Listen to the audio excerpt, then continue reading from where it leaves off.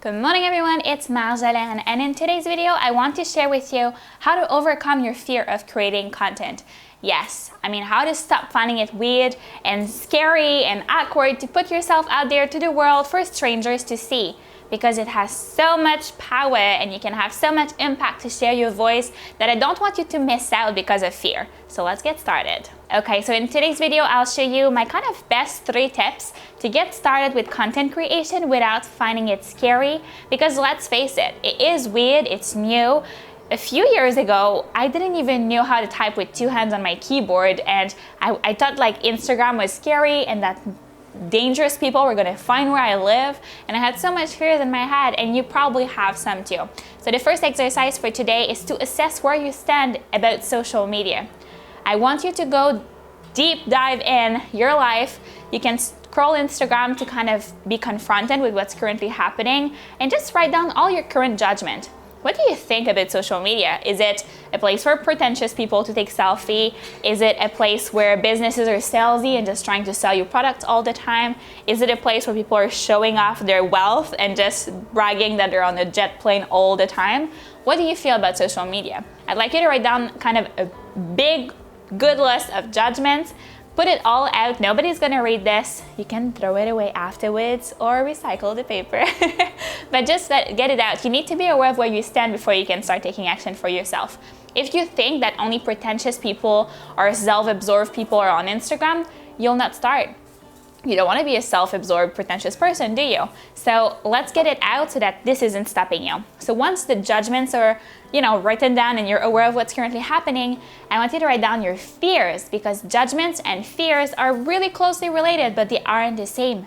So once you know what you're judging people and yourself about social media, it's time to see what is holding you back.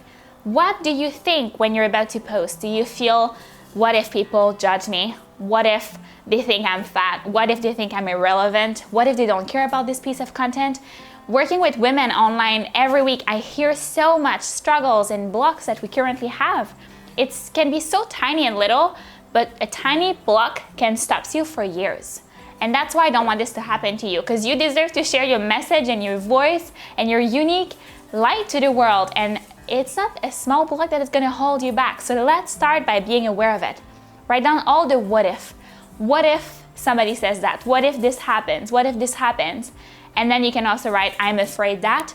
You can use what if, I am afraid that, or I really hope that people don't. And just write down the 10 to 15 elements here. And I'd love if you comment below, what is your biggest fear? I know for myself, my biggest fear was to appear like I was loving myself too much. Like I was showing off my beauty and I was, I guess self-absorbed or pretentious.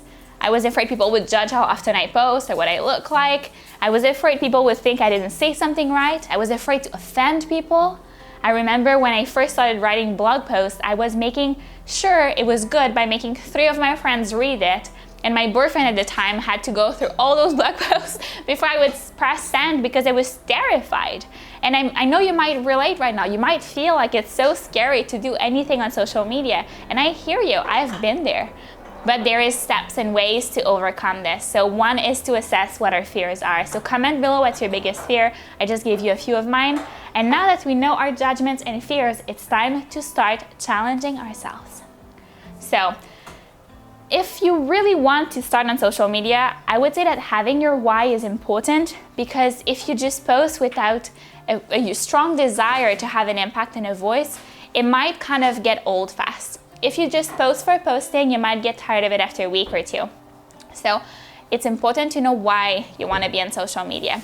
So I'd like you to be aware and assess, okay, why do I want to be on social media? Is it because I want to have more impact, reach more people, build a community, network, make friends, meet people that are liking the same things I do, to connect and collaborate? Is it because I want to sell more of my service or product, reach more people? Think about a photographer.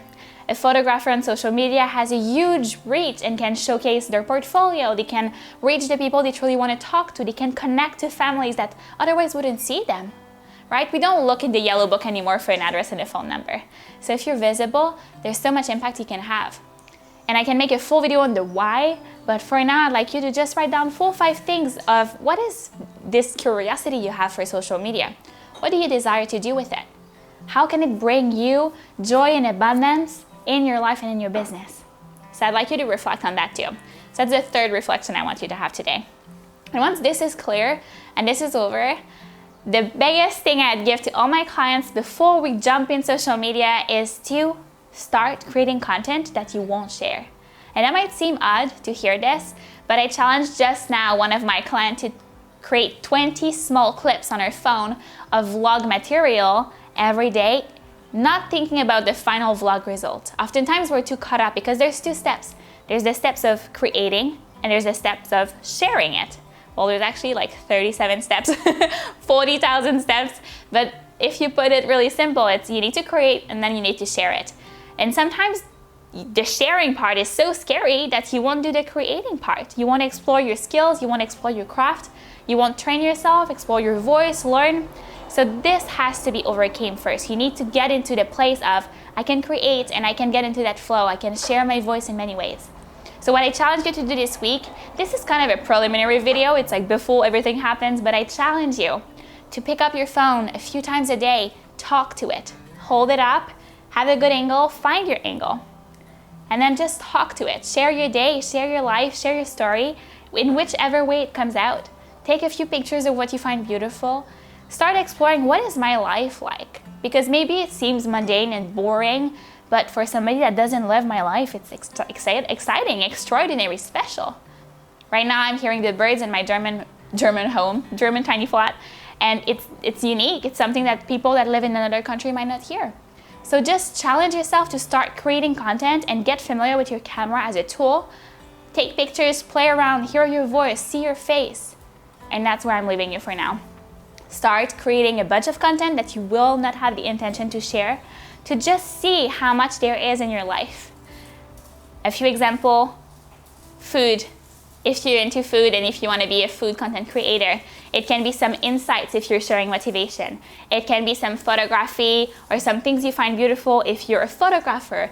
It can be some inspiration of colors and doors you find pretty in the streets if you're a graphic designer. Just see around. What do you already have? What does your life already look like? You do not need a jet, a boat, and pretty clothes. You need to see, what do I have now? Be grateful for what's already here and start creating content on your camera right now. So I challenge you to do this week every single day. Give yourself a 7-day challenge and an amount of clips/content you want to create every day. I challenged my client to 20 because I've been working with her for a few months and I know she can do this right now. She already has a YouTube channel open, but depending on where you stand right now, just challenge yourself to the place where it's not comfortable, but it's still doable. This tiny line where it's still just like, you have your heart beating, but you know you can do it. So let's get started with content creation.